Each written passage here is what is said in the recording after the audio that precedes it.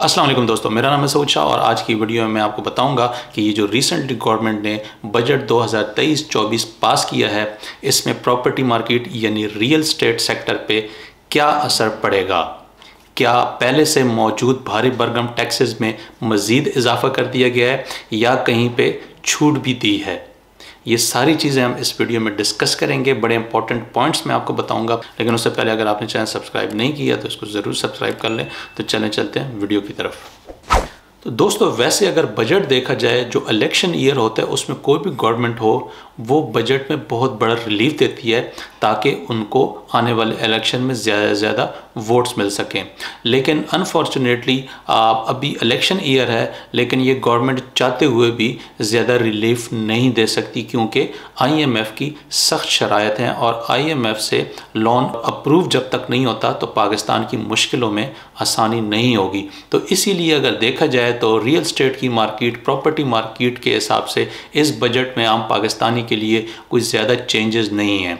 लेकिन कोई नए टैक्सेस नहीं लगे, लेकिन कहीं ना कहीं कुछ छूट मिली है, तो मैं वो आपके साथ शेयर कर लेता हूँ। सबसे पहले जो गवर्नमेंट ने छूट दी है वो जो फॉरेनर इन्वेस्टर है जो कि बाहर से पाकिस्तान में इन्वेस्ट करेगा, उसके लिए जो एडवांस टैक्स था पहले नॉन फाइलर के लिए तकरीबन 7% अप टू 7% था, जो कि अब बिल्कुल ज़ीरो कर दिया गया है। फॉर एग्ज़ाम्पल, अगर आप 1 करोड़ की यहाँ पे कोई प्रॉपर्टी लेते हैं तो आपको 7% नॉन फाइलर का तकरीबन 7 लाख रुपए आपको देना पड़ता था। लेकिन अगर आप बाहर से ख़रीदेंगे और आपकी वो रेमिटेंस आएगी तो उसमें आपको जो 236K है, यानी कि जो आपका जो बाइंग का आपका जो टैक्स है, एडवांस टैक्स, वो आपको बिल्कुल नहीं देना पड़ेगा। लेकिन उसके लिए आपको ये प्रूव करना पड़ेगा कि ये पैसे बाहर से आए हैं। तो उसके लिए आपने क्या तरीक़ाकार है कि ज़रूरी नहीं है कि आप अपने डॉलर अकाउंट में भिजवाएं या आपने पाउंड्स भिजवाएं या इस तरह। आपने जो बाहर से रेमिटेंस बैंकिंग चैनल से भेजनी है, यहाँ पे आके आपको प्रूफ कैसे करना पड़ेगा, आपको PRC सर्टिफिकेट लेना पड़ेगा बैंक से, जो ये प्रूफ करेगा कि ये बाहर से रेमिटेंस आई है।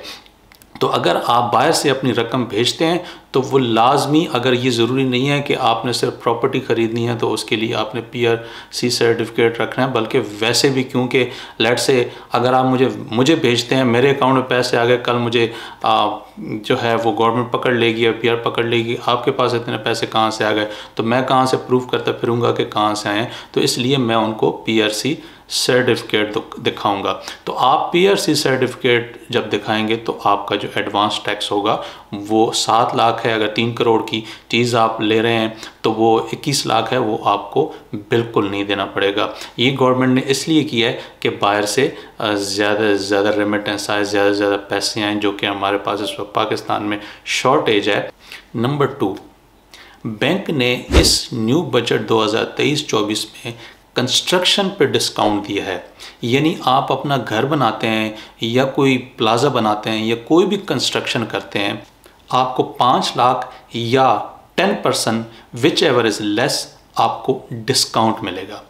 यानी जैसे कि आपने अपना कोई घर बनाया है या आपने कोई छोटा सा प्लाजा बनाया है या कुछ भी आपने कंस्ट्रक्शन किया है और उस पर आपने 5 करोड़ रुपए लगाया, तो 5 करोड़ में 10% के हिसाब से आपको 50 लाख डिस्काउंट मिलेगा। अब ये 50 लाख डिस्काउंट आपको कैसे मिलेगा? जब आप टैक्स रिटर्न करते हैं तो उसमें आपको 50 लाख डिस्काउंट मिल जाएगा। तो ये डिस्काउंट देके कंस्ट्रक्शन वालों को गवर्नमेंट ने थोड़ा इनकरेज किया है कि वो ज़्यादा से ज़्यादा कंस्ट्रक्शन करें और मीशत का पहिया चले और सारे लोगों को भी रोज़गार मिले। जो डिफरेंट इंडस्ट्रीज़ कंस्ट्रक्शन के बिज़नेस के साथ जुड़ी हुई हैं, जैसे ट्रांसपोर्ट हो गई, स्टील हो गई, सीमेंट हो गई, लेबर हो गई, रेंट हो गया, ट्रांसपोर्ट, बहुत सी चीज़ें इसके साथ जुड़ी होती हैं। जैसे पहली वीडियोज़ में मैंने मिसाल दी है कि जब 50 करोड़ किसी के पास हैं, अगर वो बैंक का इंटरेस्ट रेट बहुत ज़्यादा है, वहाँ पे पार कर दे या कोई प्लॉट ले ले तो सिर्फ उसी को फ़ायदा होगा। लेकिन उसी 50 करोड़ पे अगर कोई फैक्ट्री लगा दे तो उसमें उसके बहुत से लोगों को रोज़गार भी मिल जाएगा, ट्रांसपोर्ट भी आएगी, वहाँ पे रेंट भी दिया जाएगा, वहाँ पे डिफरेंट किस्म के जो कमर्शियल एक्टिविटीज़ भी होंगी और उससे मईशत का पहिया चलेगा। सिर्फ उसको फ़ायदा नहीं होगा बल्कि बहुत से लोगों का उससे रोज़गार चलेगा। तो इसलिए गवर्नमेंट ने कंस्ट्रक्शन से बहुत सी चीज़ें जुड़ी होती हैं और इसीलिए उन्हें इनकरेज किया है कि ये डिस्काउंट दे के इस पहिए को थोड़ा सा चालू किया जाए, क्योंकि ये पिछले टैक्सेस और इंटरेस्ट रेट बहुत ज़्यादा होने की वजह से सारे लोग वहाँ पे बैंक्स में अपना पैसा पार कर रहे हैं। तो ये वाला जो कंस्ट्रक्शन सेक्टर है ये भी बुरी तरह मुतासर हुआ है और इससे जुड़े हुए लोग भी, ताकि उनको थोड़ा सा रिलीफ मिले। तीसरा डिस्काउंट गवर्नमेंट ने क्या दिया, जो लोग भी कंस्ट्रक्शन के लिए बैंक से लोन लेते थे तो बैंक का उसमें जो प्रॉफिट होता था वो 39% होता था।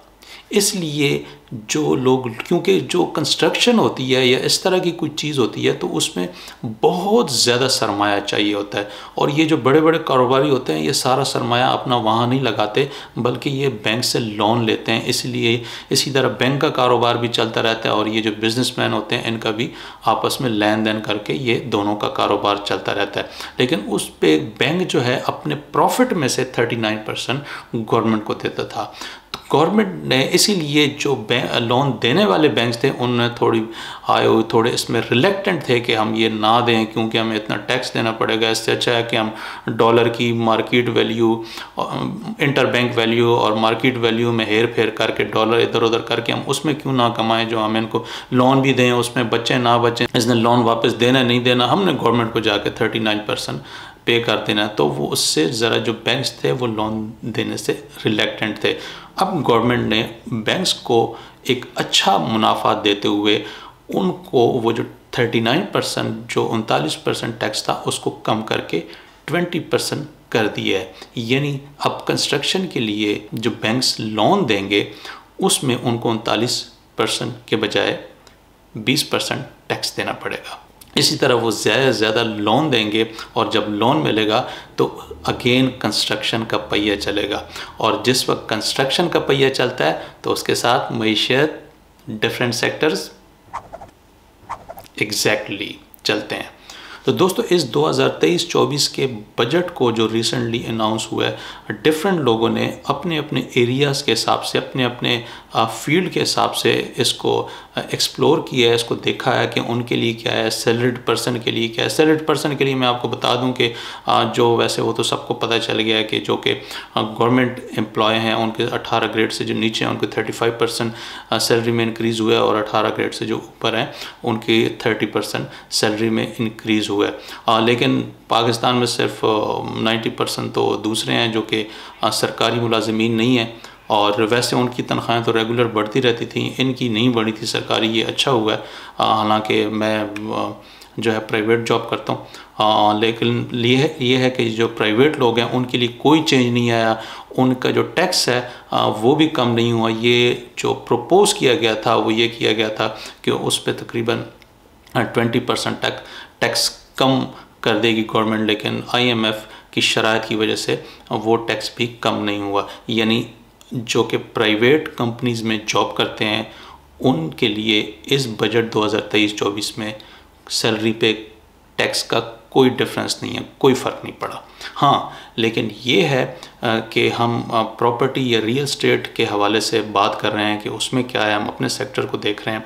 तो इसमें यह है कि एक और है, ताकि आप 50,000 से ज़्यादा निकलवाएं तो आपको 0.6% टैक्स उस पर देना पड़ेगा, क्योंकि फ़ाइलों का बहुत ज़्यादा कारोबार होता है। जब से टैक्सेस बढ़े हैं तो जो मार्केट में बैरिया टाउन कराची 2 या बहुत से ऐसे प्रोजेक्ट्स हैं उसमें सिर्फ क्योंकि रियल गाहक तो है नहीं, उस रियल गाहक ने जो असल प्रॉपर्टी या प्लॉट या घर लेने वाला था, उसने जिसने घर लेना होता है वैसे ही लेना होता है, लेकिन जिसने इन्वेस्टमेंट करनी थी उसने जाके बैंक में रख लिया कि मैं 21% इंटरेस्ट क्यों ना लूँ, प्रॉफिट क्यों ना लूँ, कि रदर देन कि मैं इस प्लॉट में रख लूँ। मैंने 2 करोड़ इन्वेस्ट किया, पता चले वो 1 करोड़ रह गया, या वो 2 करोड़ का 2 करोड़ ही है लेकिन पता चले कि रुपया 350 का हो गया, या पता चले जो मैंने ख़रीदा था रेट तो वही है लेकिन मुझे $1,00,000 मैंने भेजे थे वो रुपया 350 का हो गया और उसकी वैल्यू हो गया मेरे डॉलर्स या मेरे पाउंड्स।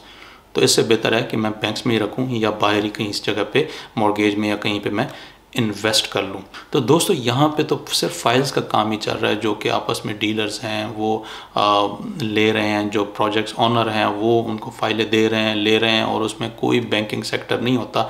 लेकिन ये है कि वो सारा काम कैश पे ही होता है। लेकिन अगर किसी ने बैंक से थोड़े पैसे निकलवाने हैं या डालने हैं, थोड़ी बहुत ये लेन देन होती थी। बाद में वो उनके जो वकील हैं या जब वो अपने टैक्स रिटर्न फाइल करते थे उसमें वो इधर उधर खर्चे खुर्चे ऊपर नीचे कर कूर के वो उनको कोई भी टैक्स नहीं देना पड़ता था। लेकिन यह है कि यहाँ से वो पैसे पूसे बैंक से निकलवा लेते थे। लेकिन ये 50,000 से ऊपर अब जो भी ट्रांजैक्शन करेगा उसको 0.6% पड़ेगा। तो होपफुली आपको वीडियो पसंद आई होगी। मिलते हैं इस तरह की एक नई वीडियो में, तब तक के लिए अल्लाह हाफिज़।